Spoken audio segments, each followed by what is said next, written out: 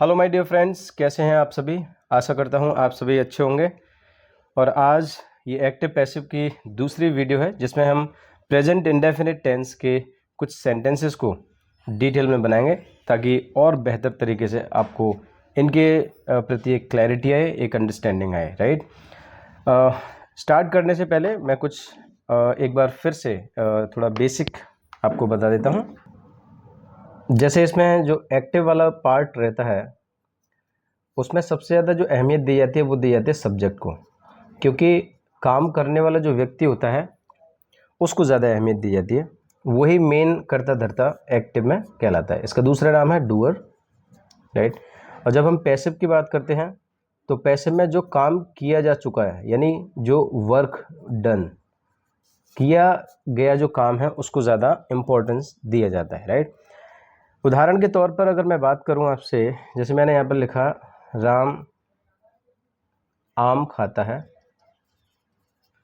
तो ये एक्टिव का हो गया सेंटेंस। अब एक्टिव में हमें एक बात का विशेष ध्यान रखना है कि हम इसमें ऑब्जेक्ट ढूंढेंगे। हर एक सेंटेंस में हमें ऑब्जेक्ट तलाशना है, राइट। तो ऑब्जेक्ट कैसे पता चलेगा, आप मेरी प्रीवियस वीडियो देख सकते हैं जिसमें मैंने बताया है कि ऑब्जेक्ट को सेंटेंसेस से किस तरीके से पता किया जाए, राइट।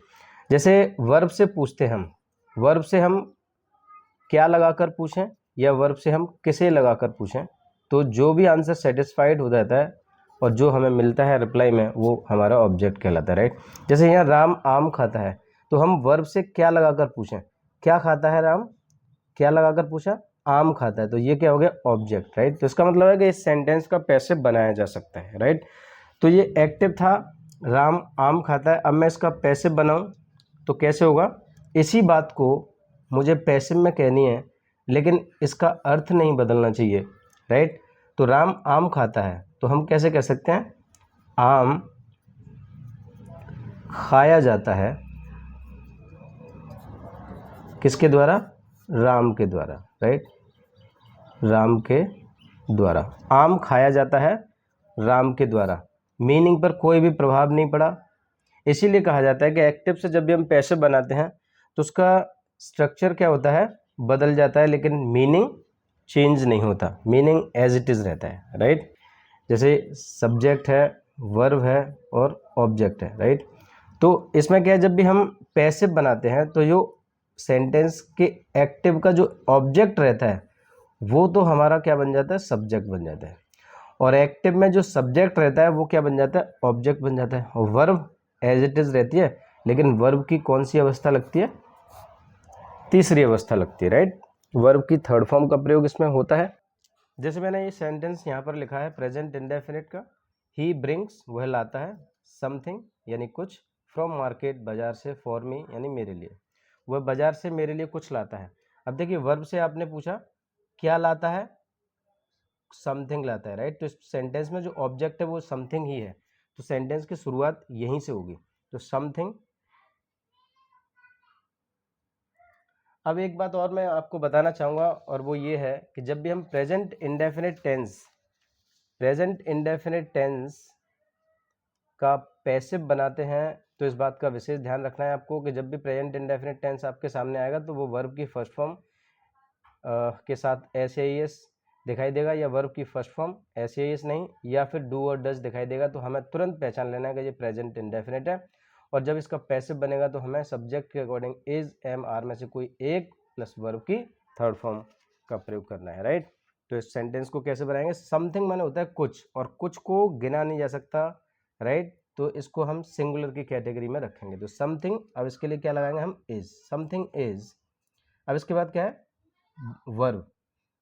ब्रिंग यहाँ पर है, ब्रिंग की थर्ड फॉर्म क्या हो जाएगी, brought, something is brought from market for me, ऐसे के ऐसे लिखेंगे हम, फ्रॉम मार्केट फॉर मी, किसके द्वारा, ये यहाँ पर सब्जेक्ट है तो ये क्या बन जाएगा, ऑब्जेक्ट, राइट। तो बाई, ही का ऑब्जेक्ट क्या हो जाएगा, him. They always play football in the morning, वे हमेशा फुटबॉल खेलते हैं, कब, सुबह में, वे हमेशा सुबह फुटबॉल खेलते हैं। तो देखिए क्या खेलते हैं वो, वर्ब से आपने क्या लगाकर पूछा, क्या खेलते हैं वो, फुटबॉल, तो फुटबॉल से ही सेंटेंस की शुरुआत होगी, फुटबॉल। अब ये सब्जेक्ट सिंगुलर है तो क्या लगेगा, इज, फुटबॉल इज, प्ले की थर्ड फॉर्म क्या होगी? Played. Football is played in the morning. अब देखिए एक मिस्टेक हो गई, यहाँ ऑलवेज है तो यहाँ हेल्पिंग वर्ब के बाद ऑलवेज लग जाएगा, राइट। फुटबॉल इज ऑलवेज, इसका ध्यान रखना है। Football is always played in the morning, किसके द्वारा? दे, यानी bye them, right. Sita prepares delicious food for us. Sita क्या करती है? स्वादिष्ट खाना बनाती है हमारे लिए, राइट। सीता हमारे लिए स्वादिष्ट खाना बनाती है। तो क्या बनाती है? स्वादिष्ट खाना। तो ये ऑब्जेक्ट है इस सेंटेंस में, तो इसी से शुरुआत होगी पैसिव की। तो यहां पर हम क्या लिखेंगे? Delicious food, delicious food. अब डिलीशियस फूड इसे हम गिन नहीं सकते, किस में रखेंगे? Is. Delicious food is prepare, यानी इसके बाद वर्ब, तो थर्ड फॉर्म क्या हो जाएगी? प्रिपेयर्ड, किसके लिए? फॉर अस, किसके द्वारा? सीता के द्वारा, तो by her. You do not scold anybody now. अब आपको एक बात ध्यान रखनी है, और वो क्या है? जैसे सेंटेंस में कभी भी, जैसे सेंटेंस में मान के चलिए नॉट और एनीबडी या फिर एनीवन दिखाई दे, तो हम इसका क्या बना देंगे? नोबडी या फिर नो वन, राइट। अगर सेंटेंस में नॉट प्लस एनी दिखाई दे तो उसका क्या बन जाएगा? नो बन जाएगा, राइट। इसका ध्यान रखना है। जैसे अभी ये सेंटेंस है यहाँ पर, you do not scold anybody now, तो ये नॉट और एनीबडी मिलकर क्या हो जाएगा? नोबडी। तुम अब किसी को नहीं डांटते हो, राइट। तो नॉट और एनीबडी से शुरुआत होगी, तो ये नोबडी हो जाएगा। नोबडी इज स्कोल्डेड नाउ, किसके द्वारा? By you, right. Nobody is scolded by you. They do not distribute sweets, वे मिठाइयाँ नहीं बांटते हैं। क्या नहीं बांटते वो? मिठाइयाँ। तो स्वीट्स, स्वीट्स, अब कई तरह की मिठाइयाँ अलग अलग होती हैं, तो इसमें प्लूरल हो जाए, प्लूरल वर्ब इस्तेमाल होगी। स्वीट्स आर नॉट, अब यहाँ पर भी हेल्पिंग वर्ब के बाद नॉट है, तो यहाँ भी हेल्पिंग वर्ब के बाद नॉट ही आएगा, राइट। डिस्ट्रीब्यूट की थर्ड फॉर्म क्या होगी? Distributed. Sweets are not distributed by them, यहाँ पर ये दे सब्जेक्ट है, इसका ऑब्जेक्ट हो गया देम।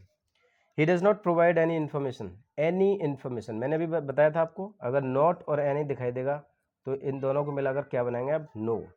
वह कोई भी जानकारी नहीं देता है या कोई भी जानकारी प्रोवाइड नहीं करता है, राइट। तो कैसे बनाएंगे हम इसे? नॉट और एनी को मिला के सबसे पहले लिखेंगे हम नो, और फिर इंफॉर्मेशन, नो इन्फॉर्मेशन।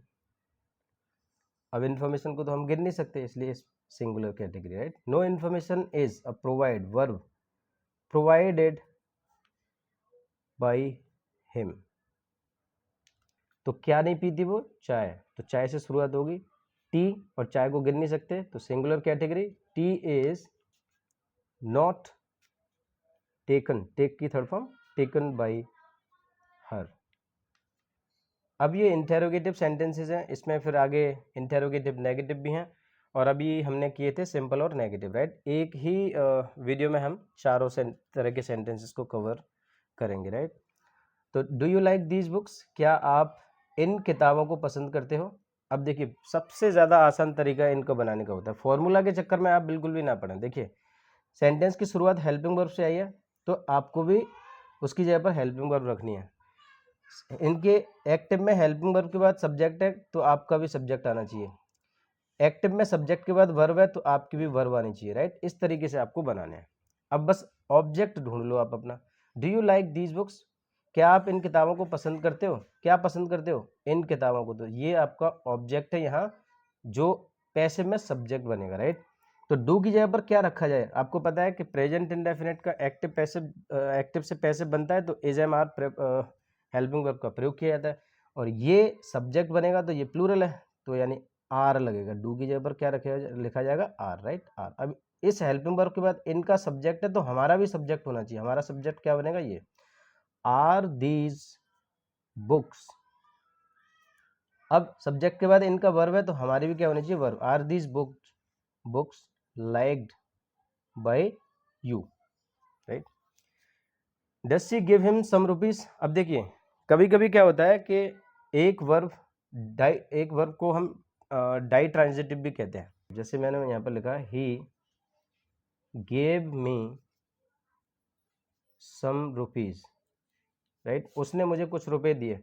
उसने दिए वर्ब से पूछेंगे क्या दिया, कुछ रुपए दिए, पहला ऑब्जेक्ट। किसे दिया, मुझे दिया, दूसरा ऑब्जेक्ट, राइट। तो ये वर्ब कैसी है, डाई ट्रांजिटिव है। और एक बात और आपको ध्यान रखनी है कि ट्रांजिटिव वर्ब उसे कहते हैं जो अपने साथ ऑब्जेक्ट रखती है, और इनट्रांजिटिव उसे कहते हैं जो अपने साथ ऑब्जेक्ट नहीं रखती, राइट। ये ध्यान रखना है आपको। Does she give him some rupees, क्या वह उसे कुछ रुपए देती है। तो ये डज हेल्पिंग वर्ब शुरू में आई है, तो आपकी भी हेल्पिंग वर्ब ही आनी चाहिए सब्जेक्ट देखकर। बस आप इस सेंटेंस का ऑब्जेक्ट पता करिए। Does she give him some rupees, क्या वह उसे कुछ रुपए देती है। क्या देती है, कुछ रुपए। या तो आप इससे शुरुआत कर सकते हो क्योंकि ये भी ऑब्जेक्ट है। किसे देती है, उसे। या आप इस ही से भी शुरुआत कर सकते हो, राइट। तो मान के चलिए मुझे शुरुआत करनी है सम रुपीज से, तो मैं, ये तो प्लूरल है, तो मैं इसके लिए यहाँ क्या रखूँगा, आर। अब इसके बाद इनका सब्जेक्ट, तो हमारा भी सब्जेक्ट होना चाहिए, आर सम रुपीज। अब सब्जेक्ट के बाद इनकी वर्ब, तो हमारी भी वर्ब गिव की third form given. Are some rupees given, अब किसको दिया जाता है, उसको। तो अब हम टू लगाएंगे, किसी भी व्यक्ति को कोई चीज़ दी जा रही है तो टू का इस्तेमाल करें, right. Are some rupees given to him, किसके द्वारा, by her. Why do they call those people on Sunday at their home. वे अपने घर संडे को उन लोगों को क्यों बुलाते हैं, राइट। तो किसे बुलाते हैं, उन लोगों को, दोज पीपल। तो ये ऑब्जेक्ट है इस सेंटेंस में, और इसी से पैसे बनाते समय हमारी शुरुआत होगी, तो ये सब्जेक्ट का काम करेगा, राइट। WH वर्ड ऐसा का ऐसा ही रहेगा, वाई। अब इसके बाद क्या है, हेल्पिंग वर्ब। तो आपकी भी क्या आनी चाहिए, हेल्पिंग वर्ब। आपका ये जो ऑब्जेक्ट है यहाँ, ये सब्जेक्ट बनेगा, यानी ये प्लूरल है, तो इसका मतलब आपकी हेल्पिंग वर्ब क्या होगी, आर। अब इनका हेल्पिंग वर्ब के बाद क्या है, सब्जेक्ट। तो आपका भी सब्जेक्ट होना चाहिए, जो क्या बनेगा, ये why are those people. Formula के चक्कर में बिल्कुल ना पड़ा है, right. Why are those people. अब सब्जेक्ट के बाद इनकी वर्ब है, तो हमारी भी वर्ब आनी चाहिए, right. Why are those people called. अब जो बचा हुआ है उसे एज इट इज लिख दीजिए, on Sunday at their home by them, right. How does she solve this simple questions. वह इन सरल सवालों को किस तरह से हल करती है। तो हाउ WH वर्ड है, प्रश्न पूछने वाला शब्द है, तो ये तो ऐसा ही रहेगा, हाउ। अब इसके बाद हेल्पिंग वर्ब है इनकी, तो हमारी भी हेल्पिंग वर्ब होनी चाहिए, लेकिन हमें क्या ढूंढना है, पहले हल करती है। क्या हल करती है, इन सरल प्रश्नों को। तो ये जो यहाँ पर ऑब्जेक्ट है, ये इधर सब्जेक्ट बनेगा, राइट। तो ये प्लूरल है, तो हम यहाँ पर लिखेंगे आर, हाउ आर।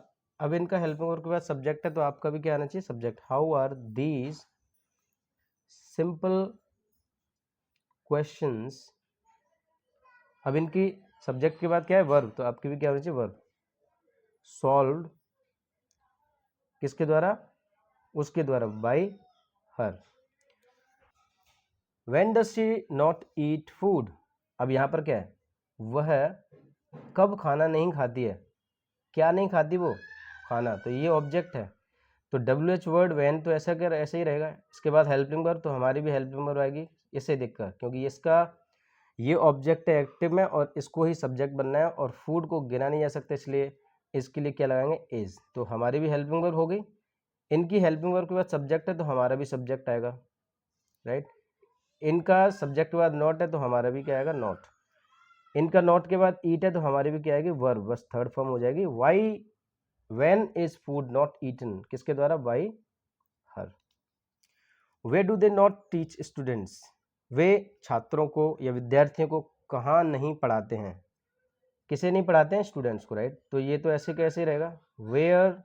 अब इसकी जगह क्या लगेगा, आर, क्योंकि ये स्टूडेंट्स कैसा है, plural. Where are student not taught, TAUGST, by them. तो ये थे प्रेजेंट इंडेफिनिट के एक्टिव से पैसिव वॉइस बनाने के कुछ तरीके और कुछ एग्जांपल्स मैंने आपके सामने रखे जिनसे आपको एक बेहतर क्लैरिटी भी आई होगी। अब आप कोशिश ये करें कि बिना फॉर्मूले के इन्हें बनाने का प्रयास करें, क्योंकि फॉर्मूले के चक्कर में ना पड़ें। बिना फॉर्मूले के भी आप आसानी से इन्हें बना सकते हैं, राइट। तो आशा करता हूँ आपको ये सब समझ में आया होगा। आज के लिए इतना ही। Thank you very much and have a nice day.